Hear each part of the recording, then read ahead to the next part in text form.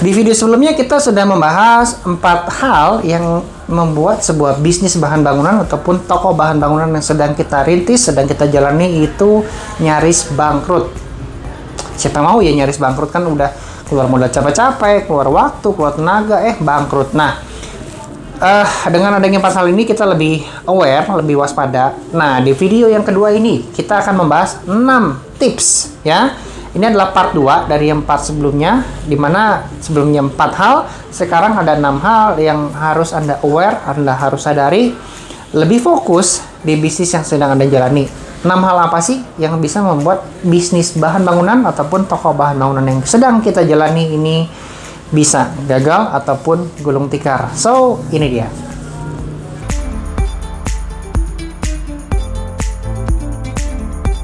Oke, ada 6 tips ya. Di kertas ini ada 6. Dan poin pertama adalah tidak memahami keinginan konsumen. Ya, keinginan konsumen ini penting banget ya. Jadi kadang-kadang kita punya asumsi nih, konsumen ini senangnya begono, begini, begini, begini. Nah, ternyata asumsi kita bisa jadi benar, bisa jadi salah. Tapi yang paling benar adalah kita harus memvalidasi asumsi kita itu terhadap market. Jadi kita harus bertanya, kita harus ngobrol sama konsumen. Bro, lu maunya apa sih? Pak, lu maunya apa sih? Nah, lu senangnya digimanain sih? Nah, butuhnya barangnya apa sih? Servis apa nih kira-kira yang membuat lu orang tuh suka sama gue gitu. Nah, jadi dengan kita memvalidasi market, kita bisa mendapatkan data yang lebih akurat sehingga action yang kita lakukan, segala rencana yang kita lakukan itu bisa berjalan dengan mulus dan juga lancar karena sesuai dengan kebutuhan market bahan bangunan. Oke? Jadi kita harus memahami keinginan konsumen, jangan sampai tidak memahami keinginan konsumen. Ini yang bisa bikin usaha bisnis bahan bangunan kita gagal, ya. Terus yang kedua adalah terlalu kaku terhadap rencana. Pastinya setiap detik, sebenarnya setiap detik sih. Cuman saya mau perpanjangin lagi ya, terlalu cepat setiap detik. Setiap bulan itu teknologi itu berubah ya, setiap bulan itu teknologi berubah. Setiap saat manusia itu bertumbuh dan berkembang. Setuju dong? Nah, karena setiap saat manusia bertumbuh, berkembang, terus setiap bulan itu teknologi ada yang baru lagi. Contohnya aja handphone ya. Setahun, sebulan, kayaknya 2 bulan, 3 bulan tuh ada lagi baru. Kita kan jadi pusing nih. Nah, begitupun rencana kita bisa jadi nggak valid kalau bikinnya sekarang, kita baru eksekusi 3 bulan kemudian, ataupun kita tetap stay on the plan. Kadang-kadang tuh jadi nggak valid, nggak cocok. Kita punya blueprint awal itu bagus ya, cuman terhadap action plan yang kita jalankan itu nggak boleh kaku ya, karena kadang-kadang ada cara yang lebih praktis. Poinnya adalah cara yang lebih praktisnya. Kalau memang bisa lebih praktis, lebih cepat, kenapa enggak kita menggunakan cara itu, nggak kaku sama rencana yang awal ya. Rencana awal, kita bikin pembukuan pakai Excel. Tiba-tiba muncul program yang bisa mencatat lebih mudah gitu. Nah, ternyata kalau lebih mudah, pakailah program itu, meskipun tidak sesuai dengan rencana awal yang sudah direncanakan. Ya, so yang ketiga adalah tidak fokus terhadap perubahan pasar. Ya, nah misalnya gini, tren bahan bangunan itu sebelumnya bikin fondasi pakai kayu. Ya, pakai kayu di mana-mana, pakai kayu. Tiba-tiba muncul teknologi baru ya, misalnya pakai baja ringan. Terus untuk gentengnya tadinya pakai genteng dari tanah. Sekarang pada pakainya genteng-gentengnya tuh dari fiber, misalnya gitu ya. Nah, itu kan berarti pasar itu sudah lebih modern, lebih maju gitu. Tapi kita dan orang lebih berminat terhadap hal tersebut. Tapi kitanya nggak aware gitu. Nah, itu nanti kita jadi ketinggalan dan kita bisa kehilangan konsumen. Ya, itu untuk yang ketiga, tidak fokus terhadap perubahan pasar. Kemudian yang keempat adalah sibuk mengerjakan hal yang salah. Ya, sibuk mengerjakan hal yang salah. Ini ngomongin fokus otak. Ya, jadi kalau di video sebelumnya kita pernah bahas tentang fokus otak, tapi kalau di sini kita lebih concern di hal yang salahnya ya, terhadap bisnis bahan bangunannya.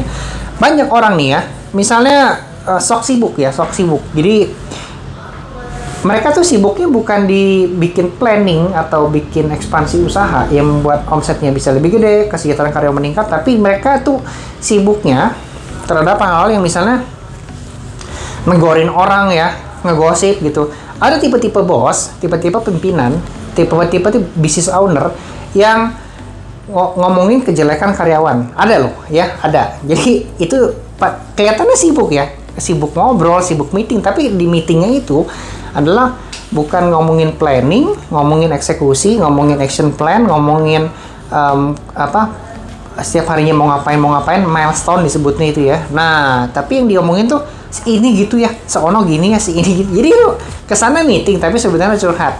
Tapi orang nangkepnya meeting gitu. Nah, itu adalah sibuk mengerjakan hal yang salah. Hati-hati dengan sibuk-sibuk yang nggak penting, tapi terkesannya sibuk. Tapi sebenarnya sibuknya ngasilin, gosipin orang aja itu. Oke? Ya ngasilin sih, hatinya senang, tapi waktunya habis. Nah, gitu ya. Oke, saya nggak lanjutin ya, nanti jadi keterusan gosip di sini. Nah, terus yang kelima adalah tidak fokus pada keuntungan. So, teman-teman, terkadang sebagai seorang business owner akan ada kalanya kita tuh ketemu sales, ya.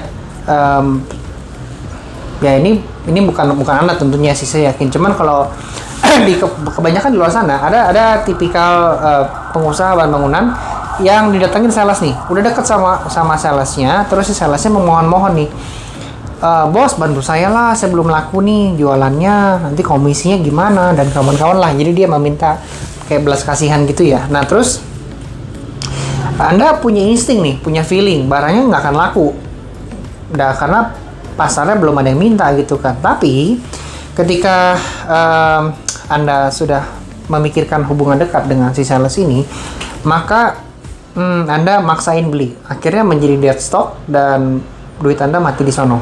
Oke?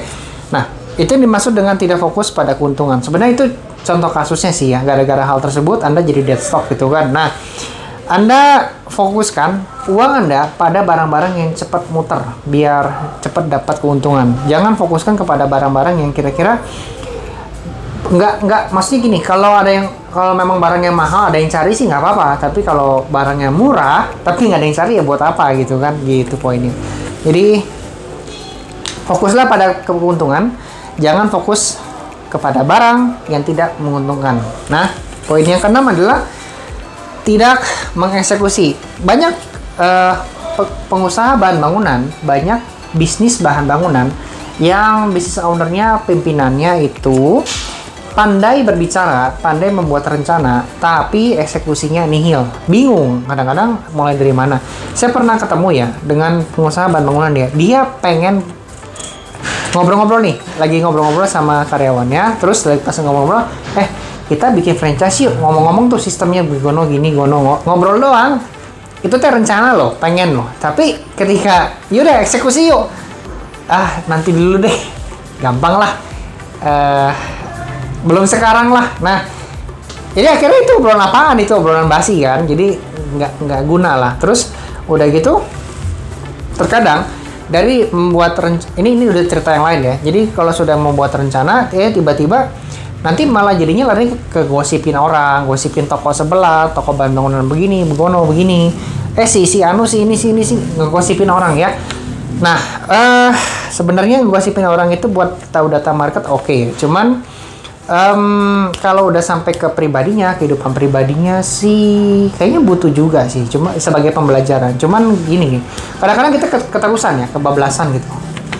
Ketika kebablasan, keasikan yang diomongin malah sampai ke saudara-saudaranya dan kawan-kawan gitu. Yang mana kalau memang meningkatkan produktivitas sih oke, tapi kalau nggak meningkatkan ya buat apa gitu. Itu poin saya ya. So teman-teman, itu dia 6 hal yang harus Anda perhatikan, yang mungkin itu bisa membuat bisnis bahan bangunan ataupun toko bahan bangunan kita menjadi bermasalah ketika kita sedang menjalankan proses di setiap ataupun aktivitas kita di setiap harinya. Suka dengan tips bahan bangunan, bisnis bahan bangunan ataupun sistemasi bahan bangunan, teman-teman boleh subscribe channel distributor bangunan, like video ini, komen jika ada yang mau tanyakan, dan juga share video ini kepada teman-teman pengusaha bahan bangunan lainnya. Siapa tahu bisa memberikan manfaat kepada mereka semua tentang mindset pengusaha bahan bangunan yang produktif. Saya juga punya TikTok @distributor bangunan. Teman-teman yang punya TikTok boleh di follow ya, distributor bangunan. Diketik di follow dan dapatkan tips-tips bermanfaat lainnya yang versi simpelnya. Sampai jumpa di video berikutnya. Salam sukses pengusaha bangunan Indonesia.